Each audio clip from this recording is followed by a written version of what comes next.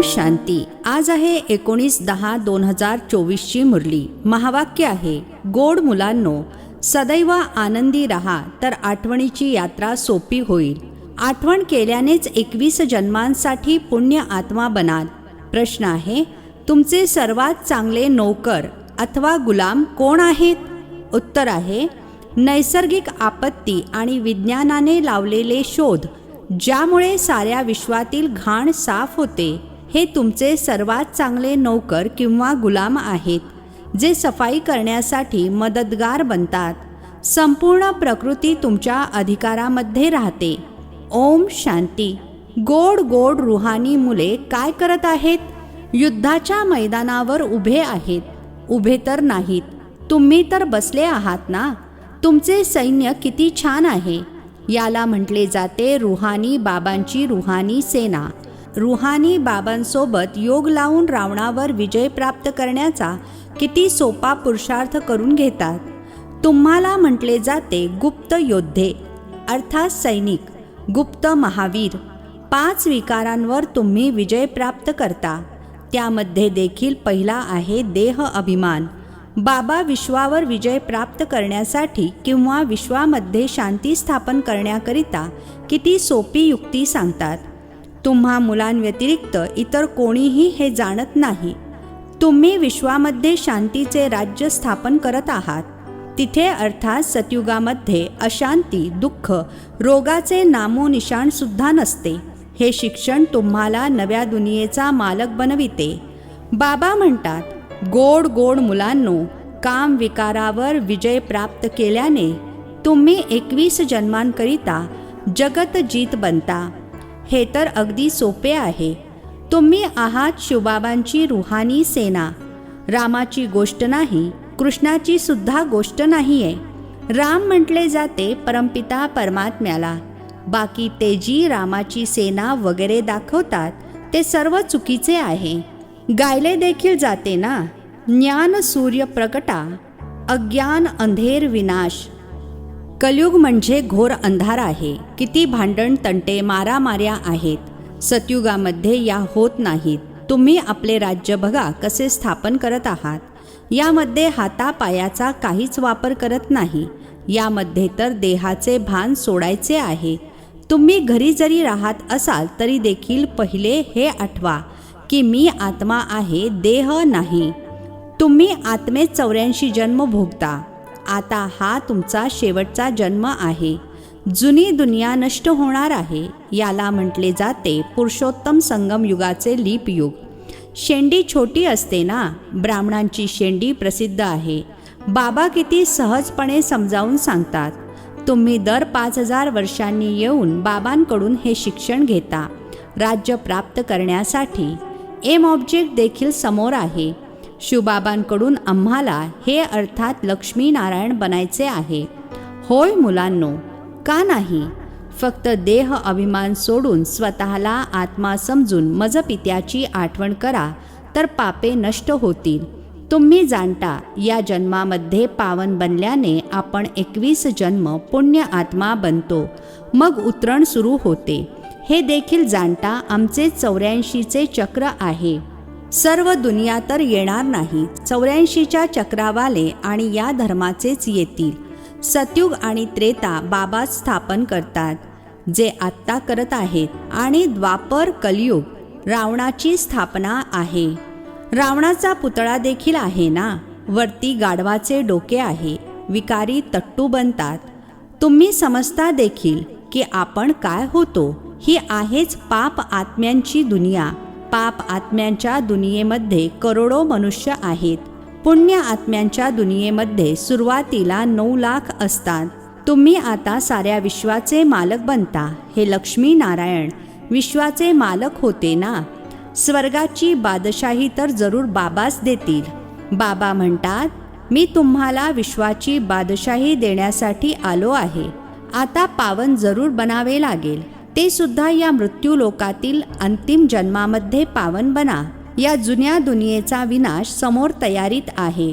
Bombs इत्यादी सर्व असे तयार करत आहेत की तिथे घरबसल्या मारून टाकतील। म्हणतात देखील घरबसल्या जुन्या दुनियेचा विनाश करून टाकू। हे बॉम्ब्स इत्यादी घरबसल्या असे सोडतील की साऱ्या दुनियेला संपून टाकतील. तुम्ही मुले घरबसल्या योगबलाद्वारे विश्वाचे मालक बनता. तुम्ही योगबलाने शांती स्थापन करत आहात. ते विज्ञानाच्या बळाने सारी दुनिया संपून टाकतील. ते तुमचे नौकर आहेत, तुमची सेवा करत आहेत. जुनी दुनिया नष्ट करून टाकतात. नैसर्गिक आपत्ती इत्यादी हे सर्व तुमचे गुलाम बनतात. संपूर्ण प्रकृती तुमची गुलाम बनते. तुम्ही फक्त बाबांसोबत योग लावता तर तुम्हा मुलांना आतून खूप आनंद झाला पाहिजे. अशा अतिप्रिय बाबांची किती आठवण केली पाहिजे. हाच पूर्ण भारत शिवालय होता. सतयुगामध्ये आहेत संपूर्ण निर्विकारी, इथे आहेत विकारी. आता तुम्हाला स्मृती आली आहे. बरोबर बाबांनी आम्हाला सांगितले आहे, हिअर नो इविल. घाणेरड्या गोष्टी ऐकू नका, तोंडाने बोलू सुद्धा नका. बाबा समजावून सांगत आहेत, तुम्ही किती गलिच्छ बनले आहात. तुमच्याकडे तर अमाप संपत्ती होती. तुम्ही स्वर्गाचे मालक होता. आता तुम्ही स्वर्गाऐवजी नरकाचे मालक बनले आहात. हा देखील ड्रामा पूर्वनियोजित आहे. दर 5000 वर्षांनंतर तुम्हा मुलांना मी रौरव नरकातून काढून स्वर्गामध्ये घेऊन जातो. रुहानी मुलांनो, मी सांगितलेले तुम्ही ऐकणार नाही का? परमात्मा म्हणतात, तुम्ही पवित्र दुनियेचे मालक बना. तर बनणार नाही काय? विनाश तर जरूर होणार आहे. या योगबलाद्वारेच तुमची जन्मोजन्मीची पापे नष्ट होतील. तसे तर जन्मोजन्मींची पापे नष्ट होण्यासाठी वेळ लागतो. मुले अगदी सुरुवातीपासून आलेली आहेत, परंतु 10% सुद्धा योग लागत नाही. त्यामुळे पापे नष्ट होत नाहीत. नवी मुले पटकन योगी बनतात तर पापे नष्ट होतात आणि सेवा करायला लागतात. तुम्ही मुले समजता आता आपल्याला परत जायचे आहे. बाबा घेऊन जाण्यासाठी आले आहेत. पाप आत्मे काही शांतीधाम सुखधामला जाऊ शकणार नाहीत. ते तर दुःखधाममध्ये राहतात. म्हणून आता बाबा म्हणतात, माझी आठवण करा तर तुमची पापे भस्म होतील. अरे मुलांनो, गुलगुल अर्थात फूल बना. दैवी कुळाला कलंक लावू नका. तुम्ही विकारी बनल्यामुळे किती दुःखी झाला आहात. हा देखील ड्रामाचा खेळ पूर्वनियोजित आहे. पवित्र बनला नाहीत तर तुम्ही पवित्र दुनिया स्वर्गामध्ये येणार नाही. भारत स्वर्ग होता, कृष्णपुरीमध्ये होता, आता नरकवासी आहे. आता तुम्ही मुलांनी तर आनंदाने विकार सोडले पाहिजेत. विष पिणे ताबडतोब सोडायचे आहे. विष पिता पिता तुम्ही वैकुंठामध्ये थोडेच जाऊ शकाल. आता हे अर्थात लक्ष्मीनारायण बनण्यासाठी तुम्हाला पवित्र बनायचे आहे. तुम्ही समजावून सांगू शकता, यांनी ही बादशाही कशी प्राप्त केली आहे? राजयोगाने. हे शिक्षण आहे ना. जसा बॅरिस्टरी योग, सर्जन योग असतो. सर्जन सोबत योग लावला तर सर्जन बनतील. हे मग आहे भगवानुवाच. रथामध्ये अर्थात ब्रह्मातनामध्ये प्रवेश कसा करतात? म्हणतात, अनेक जन्मांच्या शेवटी मी यांच्यामध्ये बसून तुम्हा मुलांना नॉलेज देतो. जाणतो हे विश्वाचे मालक पवित्र होते. आता पतित कंगाल बनले आहेत. पुन्हा पहिल्या नंबरला हेच जातील. यांच्यामध्येच मी प्रवेश करून तुम्हा मुलांना नॉलेज देतो. बेहदचे बाबा म्हणतात, मुलांनो, पवित्र बना तर तुम्ही सदैव सुखी व्हाल. सतयुग आहे अमरलोक. द्वापर कलयुग आहे मृत्यूलोक. किती चांगल्या प्रकारे मुलांना समजावून सांगतात. इथे देही अभिमानी बनतात आणि मग देह अभिमानामध्ये येऊन मायेकडून हार पत्करतात. मायेचा एकच तोफ गोळा असा लागतो की एकदम गटारात जाऊन पडतात. बाबा म्हणतात, हे अर्थात जुनी दुनिया गटार आहे. इथे सुख थोडेच आहे. त्यापुढे स्वर्ग तर काय. या देवतांचे राहणे करणे बघा कसे आहे. नावच आहे स्वर्ग. तुम्हाला स्वर्गाचा मालक बनवतात. तरीही म्हणता, आम्ही विष जरूर पिणार. तर मग तुम्ही स्वर्गामध्ये येऊ शकणार नाही. सजा देखील खूप भोगाल. तुम्हा मुलांचे मायेशी युद्ध आहे. देह अभिमानामध्ये येऊन खूप घाणेरडी कामे करतात. समजतात की आम्हाला कोणी बघतात थोडेच. क्रोध लोभ काही गुप्त तर राहत नाहीत. काम विकारामध्ये गुप्तता असते. तोंड काळे करतात. तोंड काळे करता करता तुम्ही गोऱ्याचे सावळे बनले आहात, तर सारी दुनियाच तुमच्या मागोमाग खाली आली. अशा पतित दुनियेला अवश्य बदलायचे आहे. बाबा म्हणतात, तुम्हाला लाज वाटत नाही? एका जन्मासाठी पवित्र बनत नाही? भगवान वाच, काम महाशत्रू आहे. खरे तर तुम्ही स्वर्गवासी होता तेव्हा इतके श्रीमंत होता की काही विचारूच नका. मुले म्हणतात, बाबा आमच्या शहरामध्ये या. काय काट्यांच्या जंगलामध्ये माकडांना बघण्यासाठी येऊ? तुम्हा मुलांना ड्रामा अनुसार सेवा करायचीच आहे. गायले जाते, फादर शोज सन. मुलांनी जाऊन सर्वांचे कल्याण करायचे आहे. बाबा मुलांना समजावून सांगत आहेत, हे विसरू नका की आपण युद्धाच्या मैदानावर आहोत. तुमचे युद्ध आहे 5 विकारांसोबत. हा ज्ञान मार्ग एकदम वेगळा आहे. बाबा म्हणतात, मी तुम्हाला 21 जन्मांकरिता स्वर्गाचा मालक बनवतो. मग तुम्हाला नरकवासी कोण बनवतो? रावण. फरक तर बघत आहात ना. जन्म जन्मांतर तुम्ही भक्ती मार्गामध्ये गुरु केले आहेत, परंतु मिळाले काहीच नाही. यांना अर्थात शिवबाबांना म्हटले जाते सद्गुरू. शीख लोक म्हणतात ना, सद्गुरू अकाल मूर्त. त्यांना कधी कोणता काळ खात नाही. ते सद्गुरू तर काळांचेही काळ आहेत. बाबा म्हणतात, मी तुम्हा सर्व मुलांना काळाच्या पंजातून सोडविण्यासाठी आलो आहे. मग सतयुगामध्ये तर काळ येतच नाही. त्याला अमर लोक म्हटले जाते. आता तुम्ही श्रीमतावर सतयुगाचे मालक बनत आहात. तुमचे युद्ध पहा कसे आहे. सर्व दुनिया एकमेकांशी भांडण तंटे करत राहते आणि तुमचे मग आहे रावण 5 विकारांसोबत युद्ध. त्यांच्यावर विजय प्राप्त करता. हा आहे शेवटचा जन्म. बाबा म्हणतात, मी गरीब निवाज आहे. इथे येतातच गरीब. श्रीमंतांच्या तर नशिबातच नाहीये. संपत्तीच्या नशेमध्ये गुरमीत असतात. हे सर्व नष्ट होणार आहे. फार थोडा वेळ शिल्लक आहे. ड्रामाचा प्लॅन आहे ना. हे इतके बॉम्ब्स इत्यादी बनवले आहेत, ते उपयोगात जरूर आणायचे आहेत. पूर्वी युद्ध तर बाण, तलवारी, बंदुकी इत्यादींनी होत असे. आता तर बॉम्ब्स अशी वस्तू निघाली आहे ज्यामुळे घर बसल्या मारून टाकतील. या वस्तू काही ठेवण्यासाठी थोडीच बनल्या आहेत. कधीपर्यंत ठेवणार? बाबा आले आहेत तर विनाश सुद्धा नक्की होणार आहे. ड्रामाचे चक्र फिरत राहते. तुमचे राज्य जरूर स्थापन होणार आहे. हे लक्ष्मी नारायण कधी युद्ध करत नाहीत.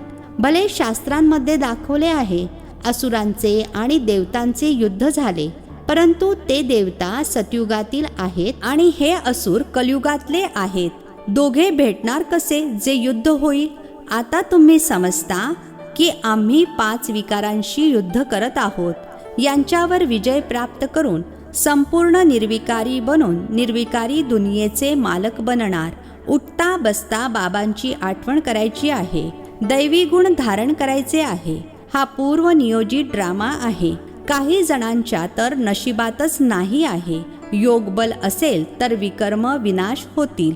संपूर्ण बनतील तेव्हाच संपूर्ण दुनियेमध्ये येऊ शकतील. बाबा देखील शंखध्वनी करत राहतात. त्यांची अर्थात दुनियावाल्यांची. मग भक्ती मार्गामध्ये शंख, तुतारी इत्यादी बसून बनवले आहेत.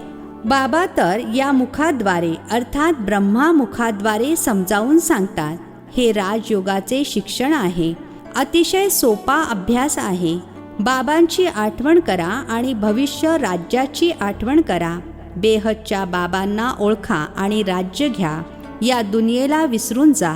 तुम्ही बेहदचे संन्यासी आहात. तुम्ही जाणता ही जुनी दुनिया संपूर्ण नष्ट होणार आहे. या लक्ष्मीनारायणाच्या राज्यामध्ये फक्त भारतच होता. अच्छा, गोड गोड खूप खूप वर्षांनंतर भेटलेल्या मुलांप्रती मात पिता बापदादांची प्रेमपूर्वक आठवण आणि सुप्रभात. आत्मिक पित्याचा आत्मिक मुलांना नमस्ते. आम्हा आत्मिक मुलांचा आत्मिक पित्याला नमस्ते. धारणेसाठी मुख्य सारांश आहे. पहिला पॉइंट आहे, आपल्या दैवी कुळाला कलंक लावायचा नाही. फूल बनायचे आहे. अनेक आत्म्यांच्या कल्याणाची सेवा करून बाबांचा शो करायचा आहे. दुसरा पॉइंट आहे, संपूर्ण निर्विकारी बनण्यासाठी घाणेरड्या गोष्टी ना ऐकायच्या आहेत आणि ना तोंडाने बोलायच्या आहेत. Hear no evil, talk no evil. देह अभिमानाच्या आहारी जाऊन कोणतेही घाणेरडे काम करायचे नाही. आजचे वरदान आहे, मनमनाभवच्या मंत्राद्वारे मनाच्या पाशातून सुटणारे निर्बंधन ट्रस्टी भव. मनमनाभवच्या मंत्राद्वारे मनाच्या पाशातून सुटणारे निर्बंधन ट्रस्टी भव.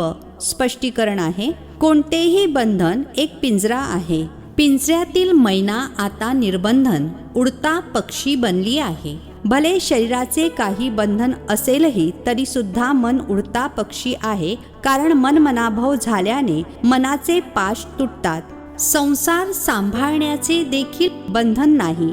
ट्रस्टी होऊन सांभाळणारे नेहमी निर्बंधन राहतात.